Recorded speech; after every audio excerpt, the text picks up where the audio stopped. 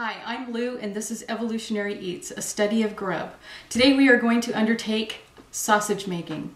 Here I have 7 pounds of bone-in pork. These were trimmings and various pieces that I got at my local supermarket, and it was a great price on it. I don't think I paid $1.50 a pound for it. So it's going to be a very inexpensive way to make pork sausage.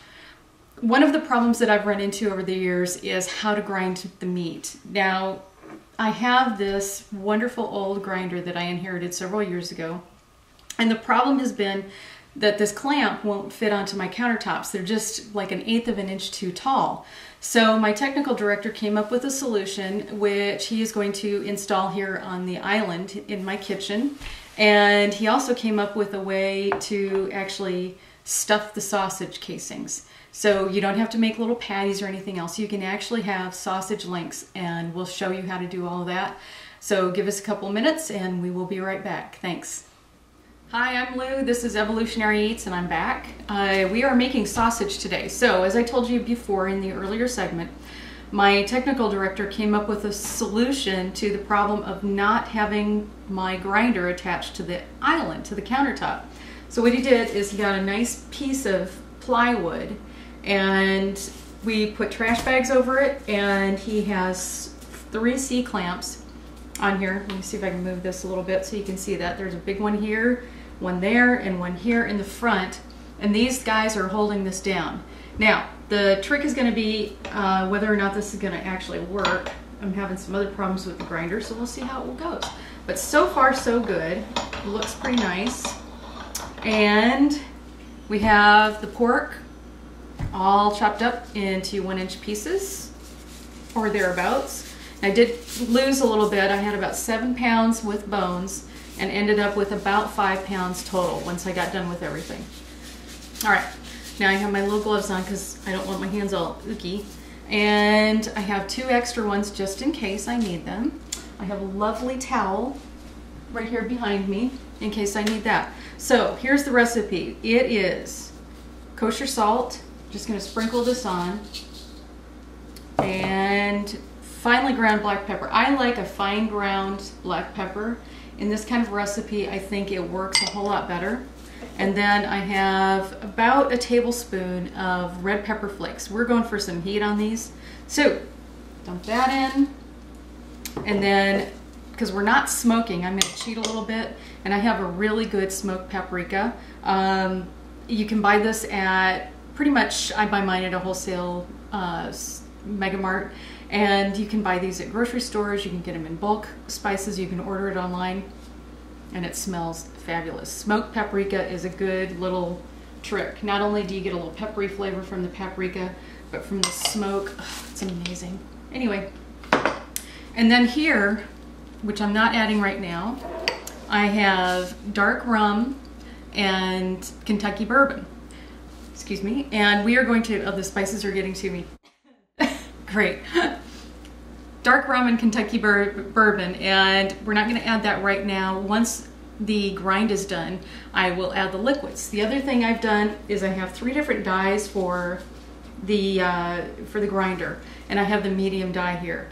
There's a large dye, there's a medium dye, and a small dye, and I am going to use this medium dye today.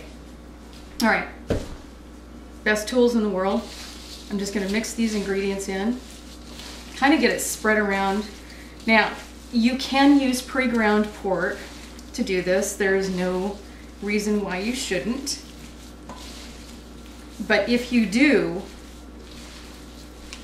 it's harder to actually get this blended in, which is why I'm doing this before I actually grind the meat. The other thing is that you want to do is make sure that you keep your tools cold. It's actually pretty cold in this room right now, so I'm not too worried about it. Because if your tools get heated up, if this guy gets heated up, you actually start cooking the pork, which is not very tasty.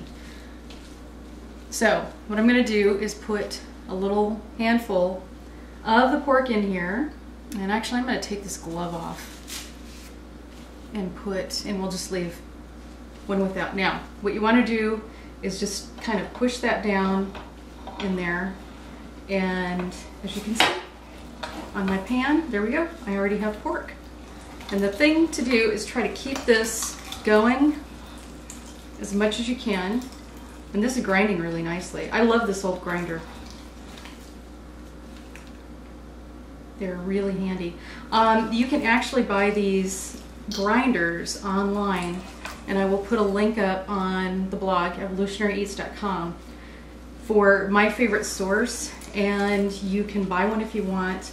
There's all sorts of tools, and here's the deal, guys. I'm using this old one because I'm probably one of the cheapest people I know.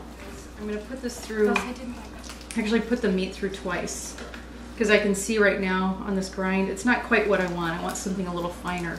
So when I get down to it later, I'll actually use the small grinder. Alright, so you know we have this grinder here. And like I said, you can buy these online brand new. I've used the new ones. I mean, there's almost no difference between this and the old one, except that thing's not stripped out. Ah, here we go. It does take a little bit of muscle to do this, by the way. So when you go to that website that I will tell you about on the blog, evolutionaryeats.com, I will tell you other tools and options that there are. There are very, very, very expensive meat grinders. And I've used some, and really, I've used the electric ones. I've used one really, really nice one. Of course, when I was in culinary school, we had some nice tools there, and we got to use them. And so those grinders were pretty cool. But for home use, I think these are fine.